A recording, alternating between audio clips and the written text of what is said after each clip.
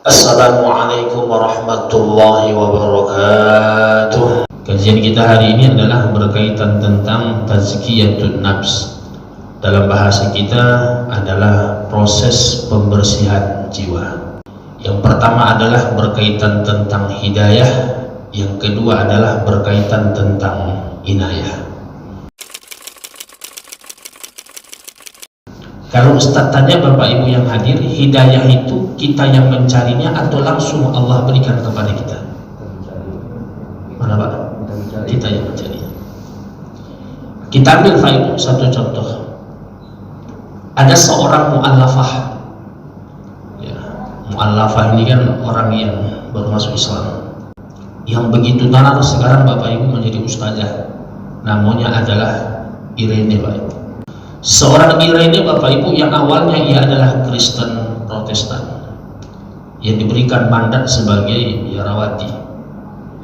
Yang saat itu Bapak Ibu yang berbahagia, ia merasa aneh, merasa heran kenapa orang Islam ini rajin baca surah Al-Ikhlas. Ya, qul huwallahu ahad, Allahus samad, lam yalid wa lam yulad wa lam yakul lahu kufuwan ahad. Jadi ketika itu Bapak Ibu ia bacalah surah Al-Ikhlas. Tidak hanya ayat yang ia baca juga terjemahnya, ia baca juga beberapa tafsir yang berkaitan dengan surah Al-Ikhlas. Lebih kurang Bapak Ibu di dalam biografinya dijelaskan 40 hari secara kontinu, 40 hari secara terus menerus ia baca. Masya Allah Bapak Ibu, ke 41 harinya Allah turunkan hidayah. Maknanya Bapak Ibu berbahagia, hidayah itu adalah haknya Allah, tapi prosesnya Bapak Ibu adalah kita yang harus mencari Bapak Ibu. Maka kalau ada hari ini tetangga kita, jamaah kita tak pernah datang ke masjid Ansarullah, ketika itu Bapak Ibu mengajak, Pak Ibu ayolah ke masjid berjamaah. Apa kata Bapak tadi? Belum datang hidayah. Maka sampai kapanpun Bapak tadi tidak akan pernah datang berjamaah. Kenapa Ustaz? Mindsetnya seolah-olah hidayah itu langsung Allah berikan kepada si fulan. Tidak Pak Ibu, tapi hidayah itu adalah kita Pak Ibu yang harus mencarinya. Bagaimana Ustaz jalannya untuk mencari hidayah?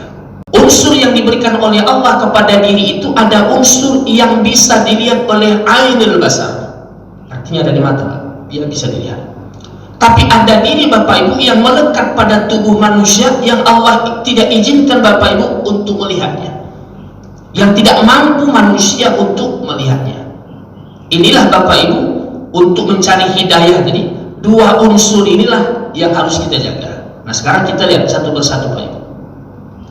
Unsur yang pertama tadi adalah ada diri yang bisa dilihat. Berarti namanya adalah yang fisik, yang jasad. Dari segi fisik yang diberikan oleh Allah kepada kita yang ia disebut dengan jasad, tidak semuanya Allah sebut satu persatu, tapi ada hal yang sering Allah sebut dalam Al-Quran. Mana Ustaz? Adalah pendengaran dan penglihatan. Rupanya dari segi jasad ada dua yang selalu Allah sebutkan dalam Al-Quran. Untuk apa Ustaz? Untuk Bapak Ibu menjaga tadi. Nah sekarang Ustaz, apakah dari ujung rambut sampai ke bawah jasad kita ini hanya bersih saja? Tidak. Lihat dalam Al-Quran Bapak Ibu, tadi dibacakan oleh imam kita surah Asy-Syams. Pada diri manusia ada dua Bapak Ibu. Yang pertama ya, fa'alhamaha fujuraha wa taqwaha. Allah mengilhamkan, fa'alhamaha fujuraha wa taqwaha. Allah mentransferkan, Allah memberikan fujur wa taqwaha. Di dalam diri manusia ada fujur, ada wa taqwaha. Fujur itu dalam bahasa kita yang negatif, yang tak baik. Wa taqwaha yang positif, yang baik dan yang baik, yang buruk. Ini Pak Ibu pada diri kita. Wabil khususnya di mana Ustaz? Pada segi jasad. Nah disinilah Bapak Ibu Allah mengantarkan sebuah wadah ketika pada diri manusia khususnya pada segi jasad, untuk membersihkannya adalah falyatawaddo, dengan wudu. Dari segi jasad nih Pak Ibu, dari ujung rambut sampai ke bawah, ia punya dua sifat, ada fujur, ada taqwaha. Ketika pada diri ini adalah ada sifat fujur, ada sifat yang tidak baik, ada wadah yang Allah ingin hantarkan kepada kita agar jasadnya dalam keadaan bersih. Mana Ustaz? Wudu Pak. Coba Bapak Ibu rasakan. Wudu itu mudah atau sulit Pak? Mudah. Coba Bapak Ibu ingat, dari segi jasad ketika kita berwudu ada berapa Pak Ibu yang dibasuh? Ada 4 Pak. Ini yang rukunnya, yang wajibnya. Plus yang sunatnya, ujuna ini 2 telinga. Pertama kan ini Pak, wajah. Yang kedua, wa aydikum ilal marafiq, kedua tangan hingga siku. Wamsah sebagian rambut. Baru wa arjulakum ilal ka'bayn. Coba Bapak renung.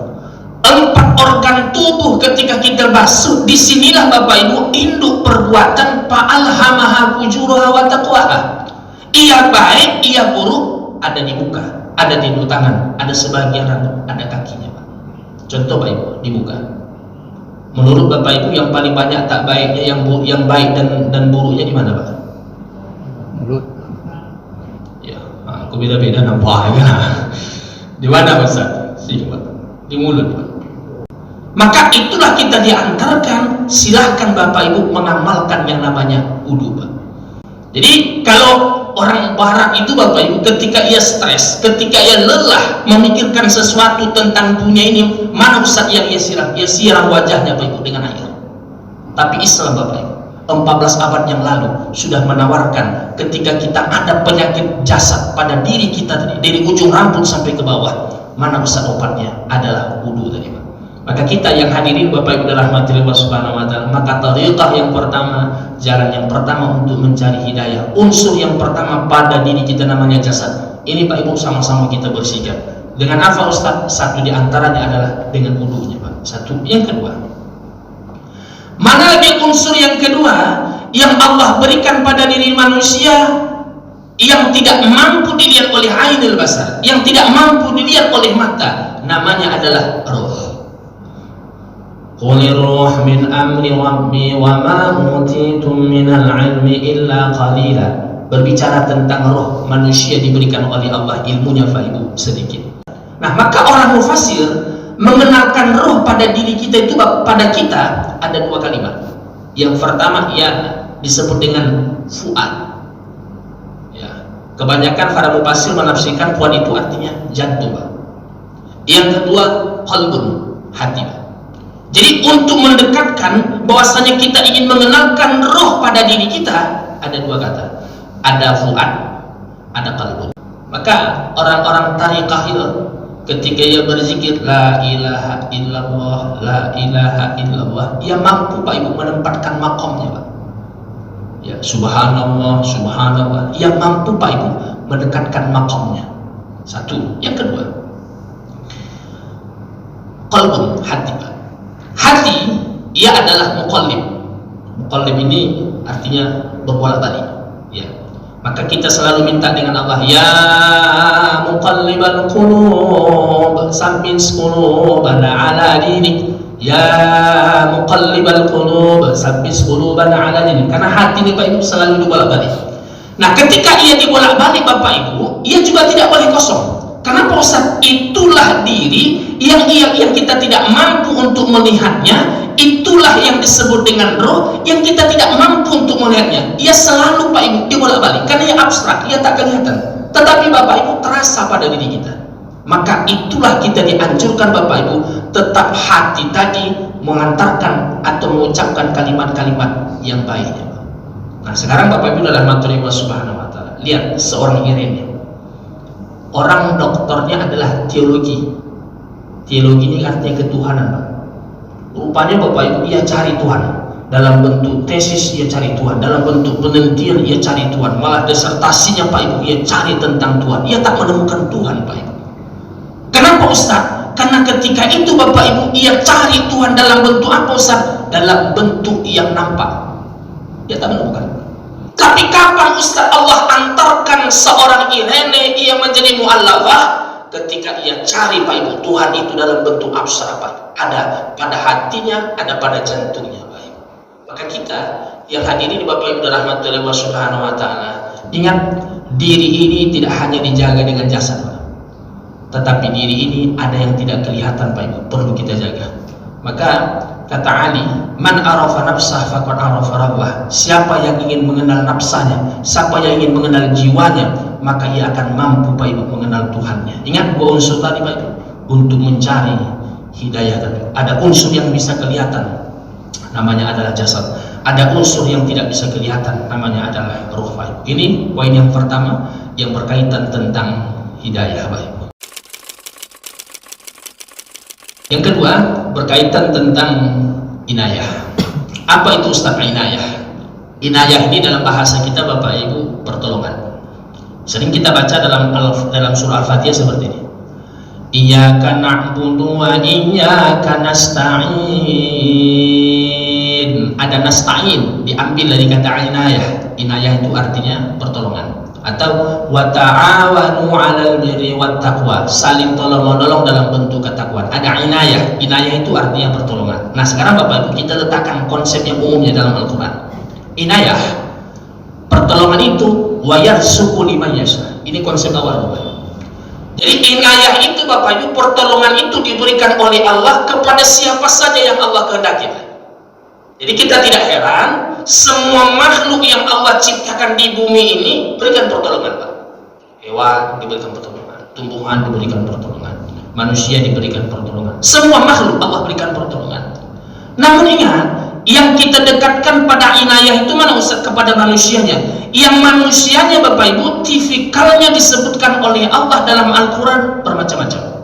Baik manusia yang saleh maupun manusia yang yang kafir, semuanya Bapak Ibu diberikan oleh Allah. Kalimatnya adalah rezeki. Jadi Allah tak pilih kasih, semuanya Bapak Ibu Allah berikan. Inayah tadi. Sama Bapak Ibu bahasa kita yang lebih khusus. Orang sholat ke masjid diberikan oleh Allah pertolongan. Yang tak sholat berikan Pak? Diberikan Pak. Ya. Orang yang rajin sedekah diberikan pertolongan. Yang tak pernah sedekah diberikan Pak Ibu di pertolongan. Karena konsep umumnya adalah Allah berikan rezeki liman yasha, siapa saja yang Allah kehendaki Allah berikan pertolongan. Nah sekarang Ustaz kita letakkan yang lebih khusus. Ketika kita sudah mengetahui konsep besarnya adalah Allah berikan pertolongan semuanya Pak Ibu. Nah sekarang Ustaz yang kita cari itu yang mana Ustaz? Rupanya yang kita cari itu adalah ada namanya al-inayah al-barakah. Jadi yang kita cari itu adalah pertolongan yang berkah. Jadi kalimat al-barakah ini yang kita minta dengan Allah itu Bapak Ibu tidak banyak, hanya dua. Yang pertama kita minta berkah dengan Allah itu adalah rezeki. Itulah kita dianjurkan ada dua kalimat, Allahumma barik lana fima razaqtana wa qina azabannar. Kalimatnya adalah Allahumma barik lana, ya Allah berkahi kami Allah terhadap rezeki yang Engkau telah berikan kepada kami. Tamsilan seperti ini. Di bulan Ramadan Bapak Ibu, ketika Bapak Ibu makan sahur, di atas meja makan kita itu Bapak Ibu sebanyak-banyaknya menu, tapi yang makan itu hanya sendirian. Pertanyaan Ustaz, nikmat atau tidak Pak? Tidak nikmat. Kapan Ustaz ia nikmat? Ketika dinikmati Pak Ibu di jamaah, berjamaah. Anak ada, cucu ada, menantu ada, suami ada, istri ada, nikmat Pak Ibu. Walaupun di atas meja makan itu menunya hanya dua, nikmat. Kenapa Ustaz? Dinikmati secara berjamaah. Nah disinilah Bapak Ibu nilai berkahnya. Artinya rezeki yang diberikan oleh Allah kepada kita ketika ia berbagi, di situ Pak Ibu nilai berkahnya. Satu Pak Ibu, minta rezeki dengan Allah itu adalah berkah. Berkah itu kita minta dengan Allah dari segi rezeki. Yang kedua, kita minta rezeki, minta berkah dengan Allah itu mana Ustaz? Umur Pak. Bagaimana Ustaz kita bisa merasakan umur itu berkah? Rupanya Bapak Ibu ketika umurnya ziyadah, ketika umurnya bertambah, amal ibadahnya juga ikut bertambah. Itu yang berkah. Yang kita khawatirkan itu mana Ustaz? Umurnya bertambah, amal ibadahnya ia kurangi. Ketika Bapak Ibu yang sudah berumur 50, 60, semakin tinggi Pak Ibu kualitas ibadahnya. Di mana Ustaz datang adalah ke masjid Pak Ibu. Inilah tempat orang ingin mendapatkan keberkahan, orang ingin mendapatkan ketenangan. Di mana Ustaz tempatnya adalah di masjid. Supaya apa Ustaz? Umur yang Allah berikan Bapak Ibu semakin bertambah, ia semakin berkah di hadapan Allah Subhanahu wa taala. Bapak Ibu yang berbahagia rahmatullahi wa subhanahu wa ta'ala, ini saja kajian kita Pak Ibu berkaitan tentang pengantar tentang tazkiyatun nas. Ada dua bab. Pertama adalah berkaitan tentang hidayah, yang kedua adalah berkaitan tentang inayah. Dapat kita simpulkan Pak Ibu, ketika Allah berikan hidayah, pasti Pak Ibu Allah berikan inayah. Tapi kalau hanya Allah berikan inayah, belum tentu Pak Ibu Allah berikan hidayah. Semoga Bapak Ibu dua bab ini, dua kajian ini insya Allah termotivasi kita jadikan hari ini lebih baik dari kemarin. Insya Allah kita termasuk orang yang beruntung di hadapan Allah Subhanahu Wa Taala. Amin ya rabbal alamin.